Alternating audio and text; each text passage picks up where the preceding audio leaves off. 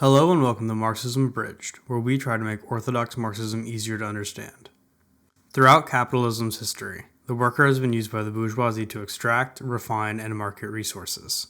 This is a modified continuation of the serfdom practice that preceded the rise of the bourgeoisie, where the worker is paid a wage instead of being owned outright by their lord. This relationship and its development may seem radically different, as a serf was treated as property and the contemporary wage worker receives a supposed portion of the profits they bring to their employer. This relationship is, for the most part, an improvement of the feudal mode of production, but it only modifies the master of the serf, not the relationship between serf and master. The new economic paradigm, which sees the employer as paramount, shifted many responsibilities that the feudal lord had, not to the employer, but to the workers themselves. In the past, the feudal lord would be responsible for housing, feeding, and the well-being of the serfs with no regulation on quality of said provisions. Obviously, that relationship would have extraordinarily negative results for the commoner. This, of course, would see a large number of serfs seek escape from the feudal lord's land, where the only other option would be the relative comfort of the bourgeoisie's workshops and storefronts in the towns and cities. This would lead to the rise of the proletariat, or the city-dwelling worker who produces commodities for the bourgeoisie to make their living. The population of the proletariat would steadily increase within the towns where the bourgeoisie had their businesses, leading to more and more available labor. This would culminate in the rapid development of the industrial capacity of the towns over the feudal lord's estates, which would mainly be agrarian in nature. However, this rapid development would bring about the devaluation of the worker, both in labor and in spirit. The proletarian population exploded, in part due to the rapid industrialization of the agricultural sector. Towns, where artisans and apprentices used to work to produce goods for sale, were changing to accommodate both the increase of available labor and the decrease in the required technical ability of said labor. The workforce was growing, as was the technological advancements to assist in making work less difficult in terms of skill required to produce the same amount.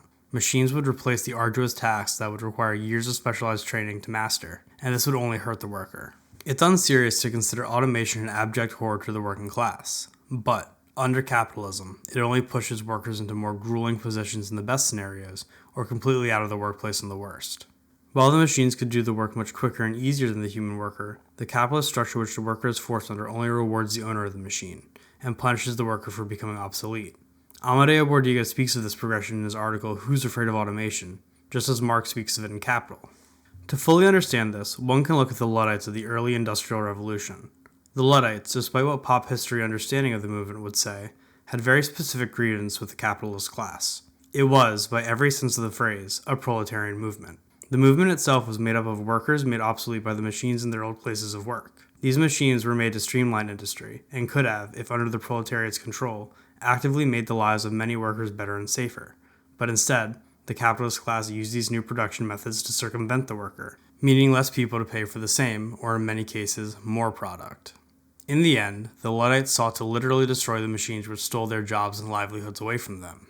This progression would march onward, with the gradual creeping of machines into the work world, where entire processes, such as manufacturing, can be done by a fraction of the workers it would have taken mere decades ago, let alone centuries. This would be a good thing if, instead of utilizing the commodity form of production, we as a global society decreased real work hours and increased wages, but that is simply not the case. The worker has been pushed to the fringe of the economy, where they must fight to survive. But now, we are seeing the rise of an even more exploitative practice within capitalism, that of the gig worker. This new form of worker is divorced from the protections from even their employer.